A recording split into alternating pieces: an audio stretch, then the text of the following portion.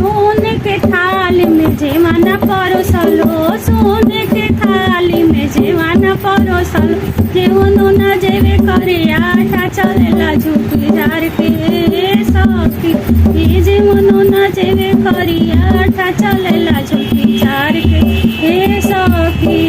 गोरा बोलू रहिते मनाई बोलू लिरती, गोरा बोली रहिते मनाई बोलू लिरती करी तन घुमान चलेले झुकी झार के सखी, करी तन घुमान चलेले झार के सखी। लौंग इलायची के बीरा गवालो, लौंग इलायची के बीरा गवालो, सोना चाबे करिया आटा चलेला झुकी झार के सखी। बीरा चाबे करिया आटा चलेला झुकी